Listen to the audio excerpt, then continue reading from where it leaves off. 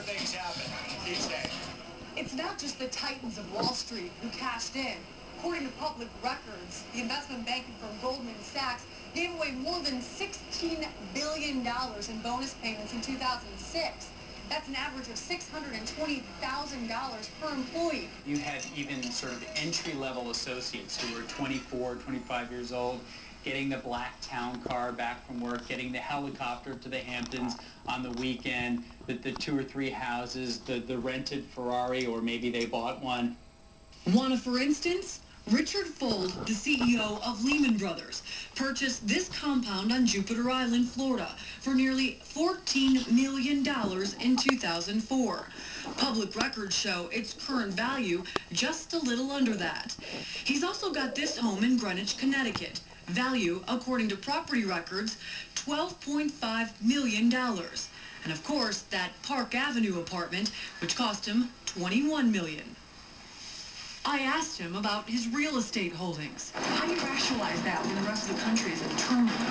Top 0.5% of Americans spent in 1 year more than the entire population of Italy. These guys were spending more than $250 billion a year. It's never enough. You've got to keep up with the Joneses. Buy a bigger house, buy another boat, buy a jet, keep going, buy another summer house. Back at that party in Manhattan, there was still a great deal of action. All right, guys, follow me.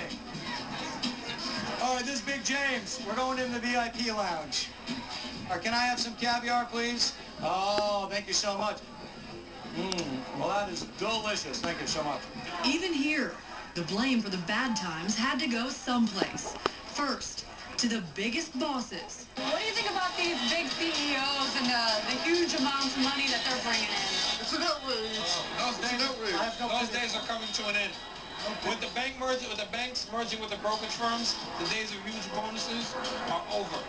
And they also took shots at a more familiar target. The fact is that the media is distorted and blown this out of proportion because the media and the politicians are playing into people's fears for their own self-serving purposes. But still, the party went on. Into the night. Cigars. Imported beer. True story. That beer was flown in straight from the Dominican Republic for me for this event. There were manicures, shoe shines, and Playboy playmates, with only a little time for reflection. Are you going to have job security? And ultimately, if you have job security, what kind of pay are you going to ultimately get? And so that's the tough thing to deal with right now. I don't know how long the party will continue. It's an amazing statistic to hear that they spent more than the population of Italy. You know, I have to ask you, because I think some people at home are probably wondering about this party. How'd you get in? We just asked.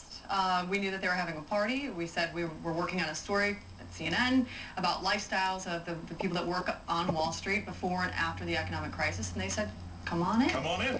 You know, it's interesting. Is it really about a lack of fear?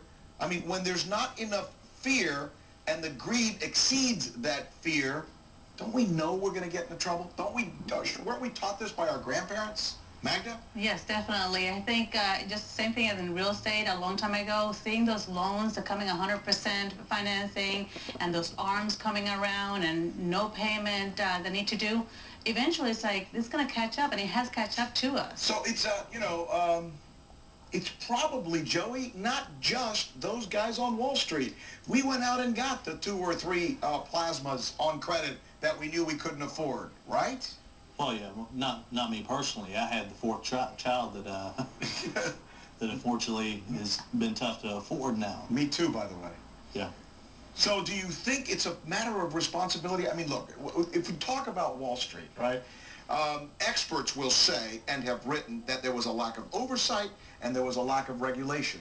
And when there's no oversight and no regulation, there's nobody looking over you. And when there's nobody looking over you, you have nothing to fear. And that's when greed gets you in trouble. Is that right? Brandon? I think because I interned at Merrill Lynch this past summer and Lehman Brothers the summer before, being around the culture that is in the actual investment banking, you advising CEOs, these big media moguls, these huge Dick Fold type characters on a regular basis. They're calling your cell phone. They're trying to get you to advise them on how to close this billion-dollar deal.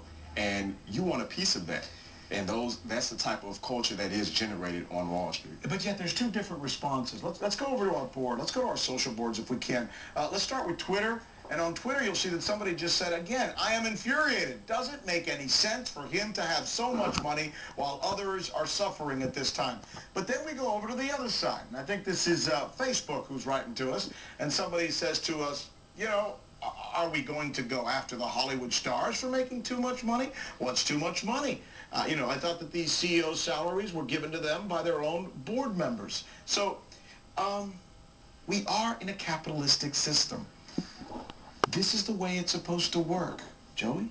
Yeah, I mean, me personally, the way I'm seeing it is if there's no oversight, if you have an open checkbook to write yourself a check for any amount, you're going to write yourself the highest check possible. There should be some oversight. For a company that's failing, for a corporate boss or a CEO to make, what, $250 million, there's just, I mean, that shouldn't be.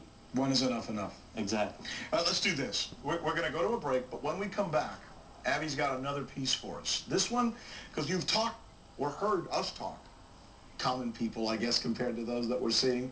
But what's it like to be one of them, to be one of these insiders, to have that plane, to have that huge mansion? His story, the man you're looking at right now, when we come back.